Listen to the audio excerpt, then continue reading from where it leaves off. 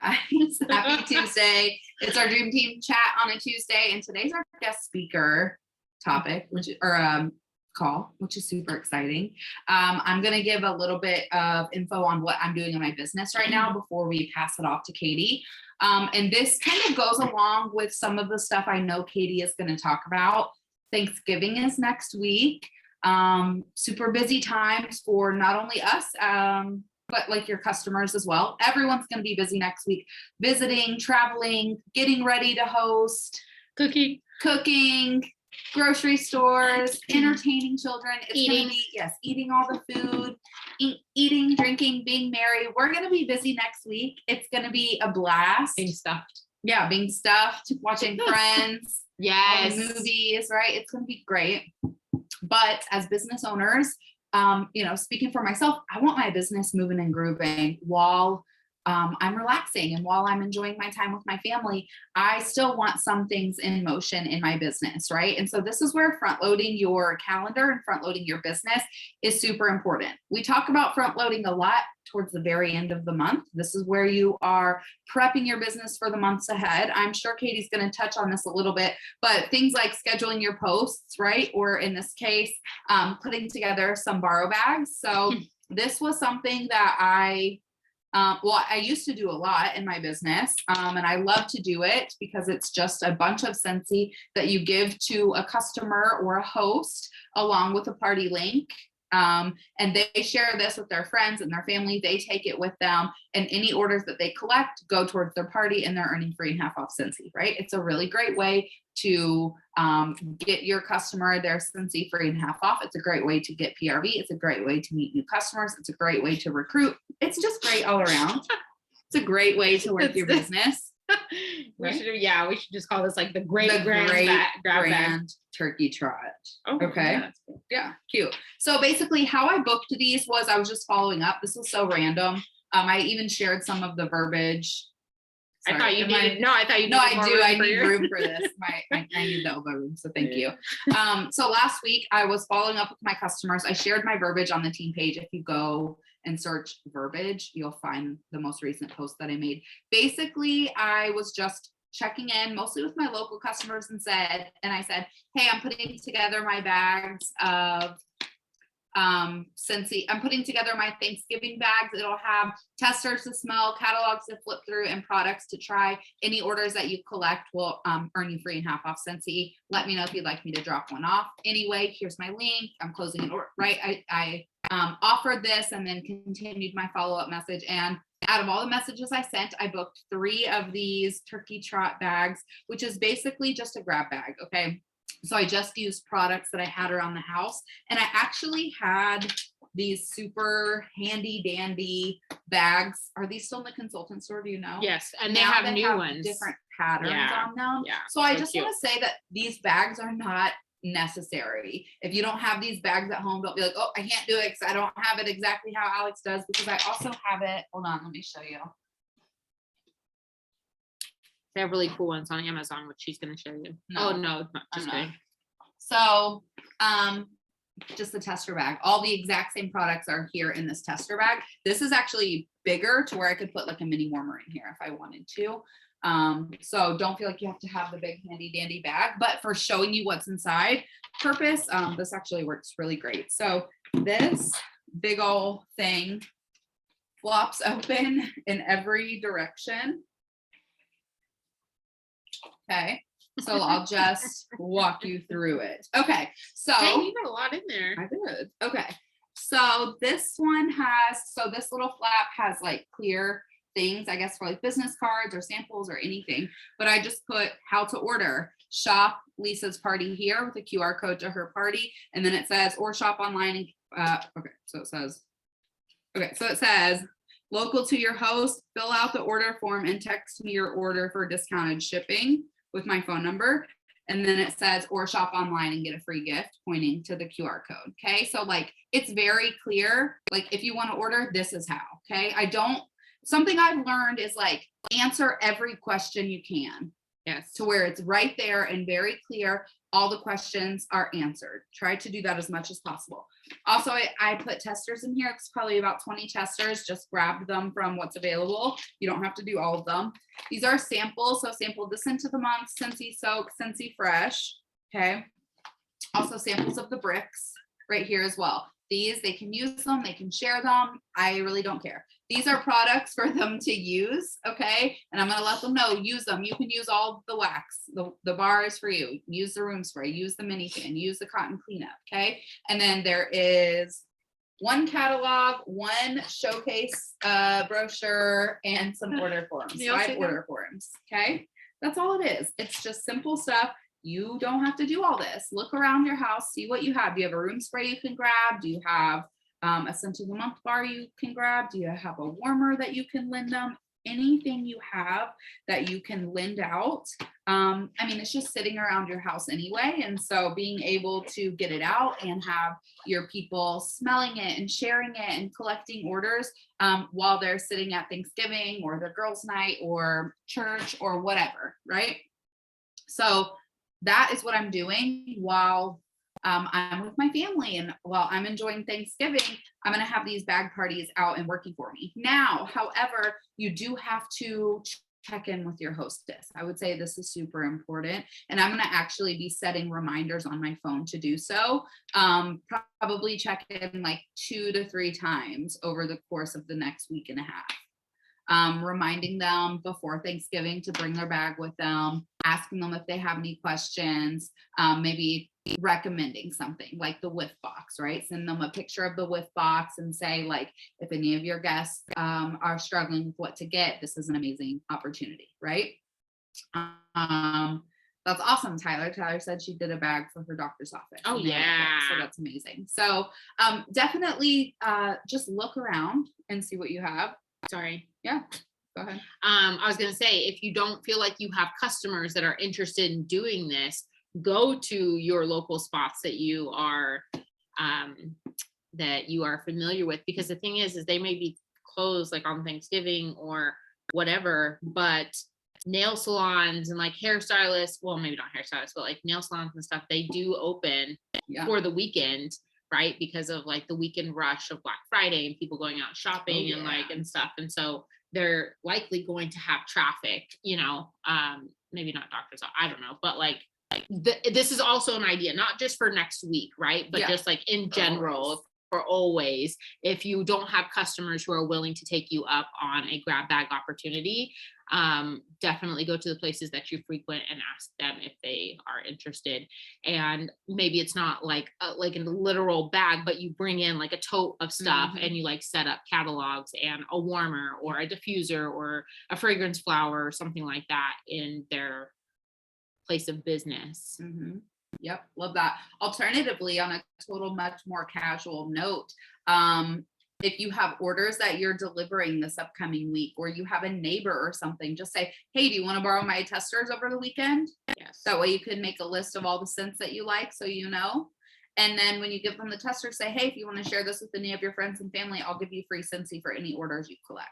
Okay. If they bring me back 1 order, sure, here's a counter clean I have in my stock. If you bring me back 2 orders, great, here's a counter clean and a bar. If you bring me back 5 orders and you're at 200 PRV that you've collected, great, here's $20 and 2 half off credits, right? So like, you don't have to make everything so formal. Once you get to 200, you get blah, blah, blah, blah.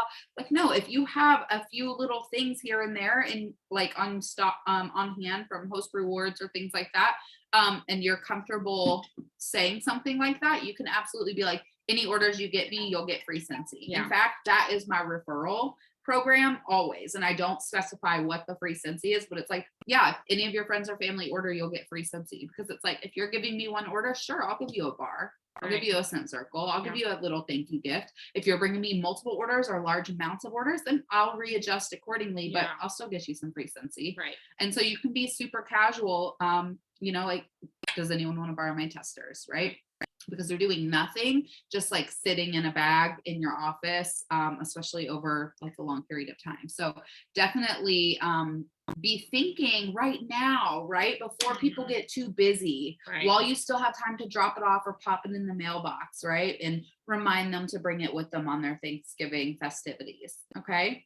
So hopefully these tips were helpful for you. We're actually going to pass it off to Katie Erickson. She is our guest speaker for today. So just a reminder, every third Tuesday, we do the guest speaker dream team chat. So if you are working your business and you feel like you've got some things to share, or something went amazing, or you had an awesome win, come share it with us on a Tuesday night dream team chat. We would love to hear from you. All you have to do is message one of us and we will get you hooked up exactly how you need it. And whether it's a consultant spotlight or you want to come host the main guest speaker, we would love to have you. But today, super excited. Yes. Katie is going to talk to us about rest, which is the perfect topic for this next week or so as we are entering the holiday season. Like, it's here. And so she's going to chat with us about rest and how we can be restful intentionally in our business during this time. So Katie, thank you so much for gonna Awesome. Yeah, I am so glad to be back with you guys. I feel like it's been a couple months since I have been your guest speaker, so it's nice to be back. So what I'm going to talk about is definitely a concept that can be applied to your business, but your life in general. This is something that I learned about a year ago, and when I learned this concept and the ideas, I feel like it changed my life in the way that I saw rest.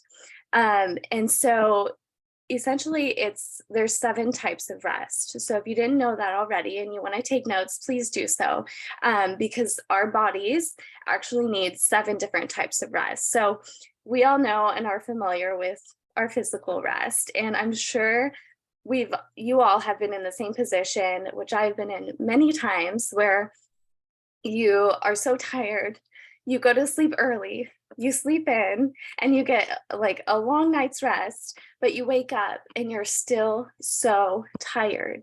And you're like, why am I so tired? Why? Like, I just slept like 10, 12 hours.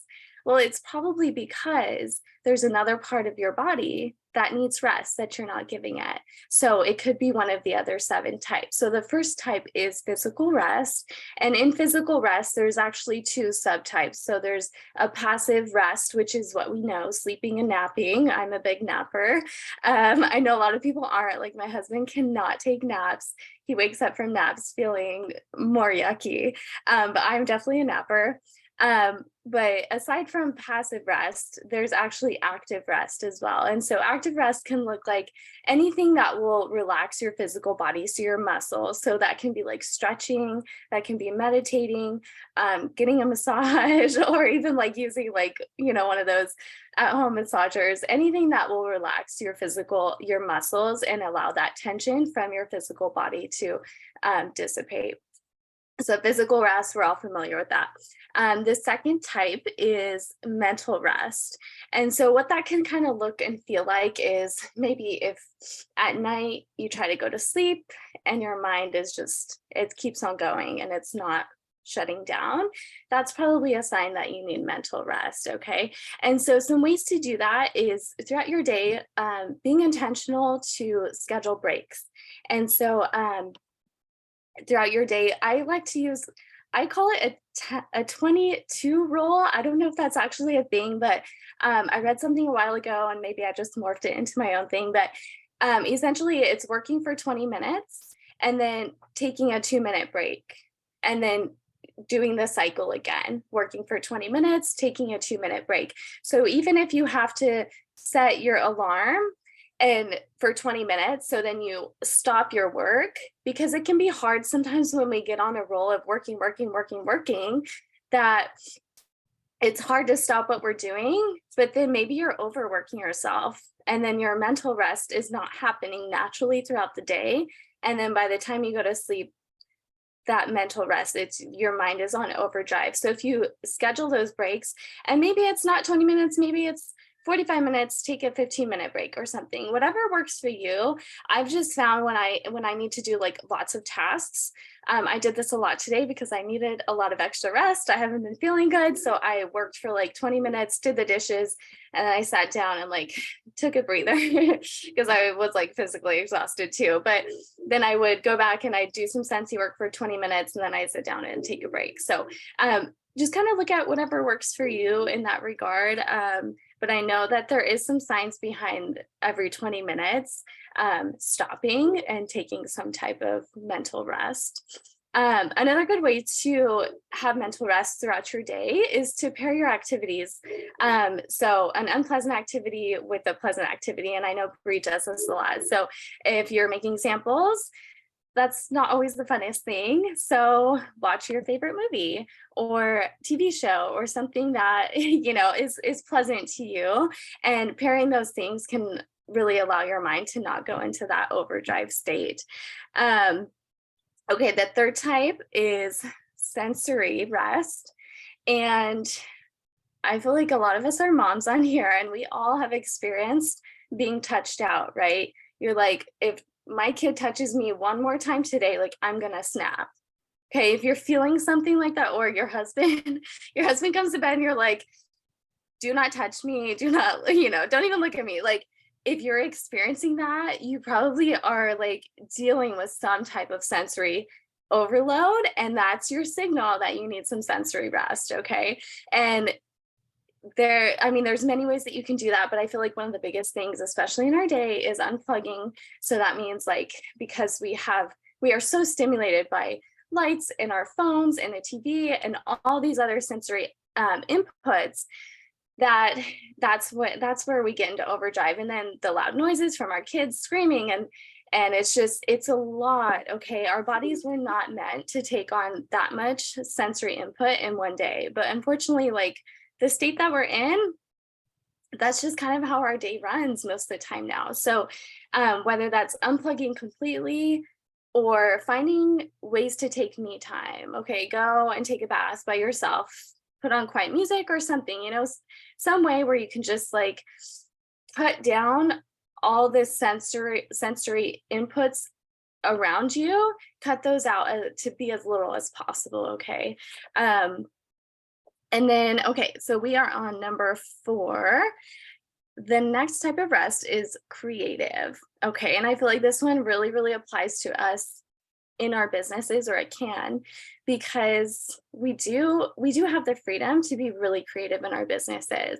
And I love that aspect of it. I love that I don't have to do things one certain way by Scentsy, that Scentsy's telling me, nope, you have to just follow this strict set of rules and ways to do things.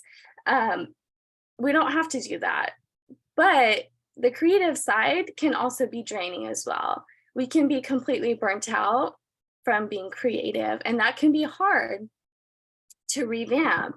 I feel like that often is seen or said by like a creative block, right? We hear it from writers, we hear it from artists, like, oh, I just have a creative block. So that's how it would show up in your life. So I experience this a lot because I do my monthly mystery kits, and I love doing them. It's the way that I am the most creative in them in my business.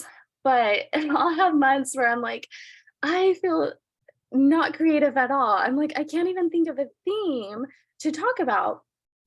And so it can be really hard. And so if you're finding yourself in things that you normally are able to come up with or create in your business, and you find yourself being like, I don't know, and you find yourself in that block, then that's your signal to get some creative rest. And so some ways to do that. One of the biggest things that I've read in research to revamp your creativity is to get out in nature. And I know we're getting into winter time and it's not as easy to get outside, but even if you can get outside, get some sunlight if the sun is shining for 10 minutes, or even just step outside with some fresh air. It's been proven to hit certain signals in the brain to help your creativity. So get out in nature, just step outside. But also a big one, which you can do in your office or your normal working space, is turn your space into a space of inspiration. So maybe that's like printing off certain images that you find inspiring. Maybe that means putting on like a video training or a YouTube training or a podcast, something where somebody else who has already done the creative side is able to pour into you, and you're able to listen and receive from that creativity. I find that to be helpful myself when I'm like driving I love listening to podcasts, and I'll listen to like a creative podcast, and then all of a sudden I'm like, find a new breath of inspiration. I'm like, oh, okay, this is exciting. And it gets my wheels spinning and I start to feel more creative again. So turn on your favorite podcast, and that will definitely allow your creative side the rest that it needs to be able to get into a good place again. Um, I will have I'll have to look on my phone for the podcast that I like, but I listen to a lot of different stuff, from like personality, like typology, to like spiritual stuff, a whole different array. But I'll post. I'll have to look at it and then give you the names. Um, oh yeah, Trent Shelton is really good. Yeah. Okay, so the next type of rest is emotional rest. And I feel like this can often be seen, whether or not you don't have to have a mental health diagnosis of anxiety or depression, because we can all experience those things. And if you find yourself experiencing that when you don't normally, that's probably a big sign that you're experiencing some type of emotional drainage where you need to have emotional rest. And what that really means is having the time and the space to freely express yourself and to be like authentic. When we're not emotionally rested, we're not able to act as our true selves. We're acting from a place of sometimes insecurity or fear, and those things are not our truest self. So if you can allow yourself and find ways to have emotional rest, then you're able to respond to people, you're able to feel more like even keeled in your emotions. So some ways that you can do that.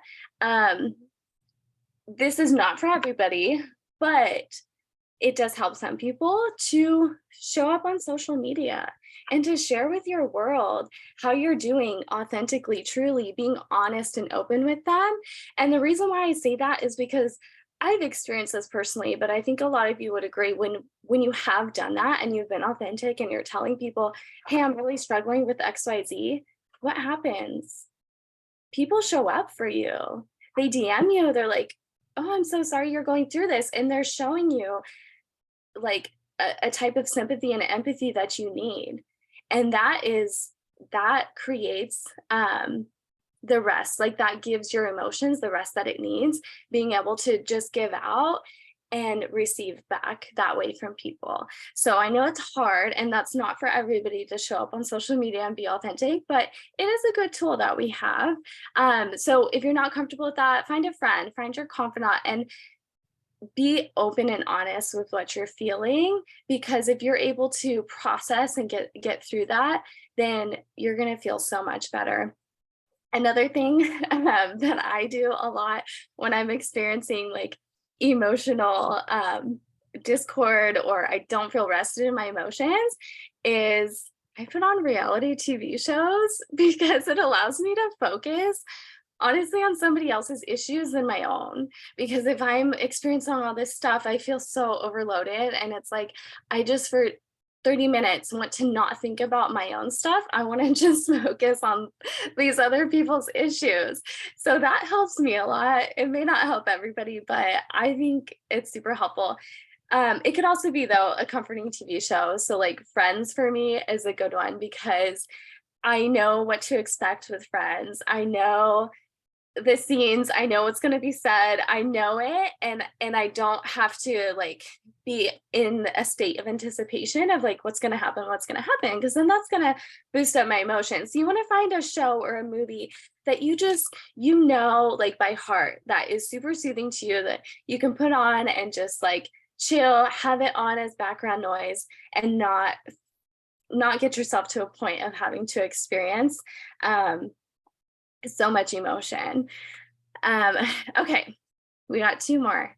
So the next one is spiritual rest. And whether or not you consider yourself spiritual or that you believe in God, it's still a thing. And it has been proven that we all need spiritual rest. This means whether you believe in God or not. And what that really means is connecting yourself to something bigger than who you are physically. So for me, it is prayer, it is meditation. And something that I learned when I learned about this concept that I found really interesting was that doing things like volunteering or giving is actually a form of spiritual rest because it's connecting you to something bigger than yourself. So I thought about this after this weekend when our team did our buddy drive donation. And that was like really refreshing for me because it was this sense of all these people getting together and we were doing something bigger than who we are as individuals. And we were giving of ourselves, and that connected us to like this bigger idea. So like I said, if you're not like religious or you don't believe in God, that's okay, but find ways to connect yourself to something bigger than you. So maybe step out and volunteer somewhere, or go help a friend, or do something that is going to give you that connection outside of yourself. And that is a huge form of spiritual rest. Other ways that I like to rest spiritually is I turn on some worship music, I'll journal, read a Bible study, or do like self-help books. I really love self-help books, or podcasts. That to me, again, it connects me to like a bigger image of like not just me here physically, but it's like this bigger idea of like what's going on in the world, what's going on with my people, what's going on higher than me. Okay, and the last one is social rest. And I feel like this one can be a little bit misconstrued as like, oh, I'm an introvert, so I always am like too socially stimulated. And I feel like it goes a little bit deeper than that. So yes, like we need to focus on how much time we're spending around people, but more so I like to think of it as like a cup analogy. And you guys have probably heard this before, but like, are you filling your cup? Are you giving out of your cup? Like where's the level in your cup? And we often have many types of relationships, friendships, even within our business. We have teammates, right, that can take a lot out of us, but we also have leaders that can pour into us a lot. So where's your balance with that? Are you so focused on giving out to your team that you're not filling yourself back up with leadership or trainings? So be conscious of that, because if you are not, then you will feel unrested socially because you're just going to give and give and give of yourself. And that's exhausting. And nobody should be in that place. Even friendships, like when you look at your friendships, we all have those friends that are just maybe need more from us than what we need from them. And that's okay. We still love those friends the same, but if you're not being conscious of how much time you're dedicating to those people, you're going to feel really, really burnt out. You're going to feel peopled out. You're going to feel like I'm done, and you're not going to feel settled in that. I experienced that couple months ago. I started leadership with a mom's group locally, and like my first day I was so excited, and I was giving of myself, like more than my normal. And I came home and my husband started talking to me, and I was like, I can't even talk right now. I was like, I feel so peopled out. I feel like I have zero more conversation left inside of me. And it was just so strange because I hardly ever feel that way.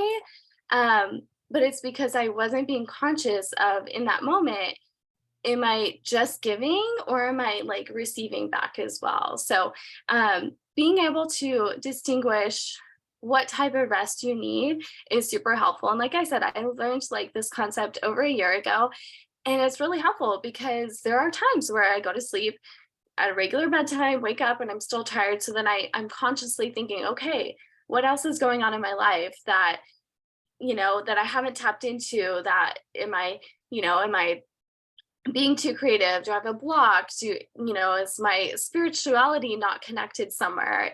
Are my emotions over the top? It's really, really helpful to be able to narrow that down and then figure out, okay, my sensory rest is not happening. So I need to then go to my husband or my trusted person and say, hey, this is what I need. You're able to better communicate your needs. Like, I really stink at communicating my needs, but when I learned this, it's really helped me to narrow down those specific areas of my life. And I feel like I'm becoming a better communicator in that way, especially like with my husband or my kids, when I'm like, nope, mommy needs you to go sit over there for 10 minutes because I can't take touching right now, right? Like, rather than just snapping at them and getting angry, like, I'm able to communicate because I know what's going on. I know, okay, I'm touched out and I just need a break for 5 minutes. So I find it super helpful, but I would love for you guys to put in the comments, like, thinking about and hearing all of this, what are like the 1 or 2 top areas that you can say right now you need rest in? Is it sensory? Is it physical? Is it mental? Just type in the comments. That way you can all of them. Yeah, and it can be all of them if we haven't really focused on resting at all.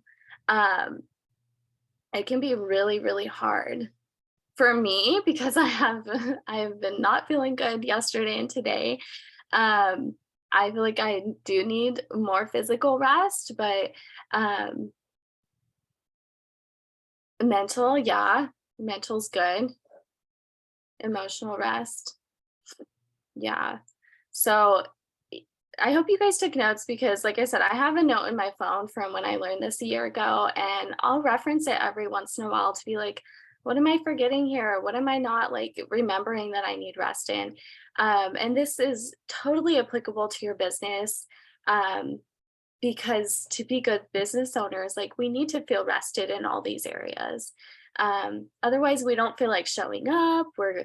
You're gonna recede back into yourself, and no, that you're gonna let go of the consistency. You're gonna not be as excited to show up if you can't find rest in all these areas. So um all right, any questions?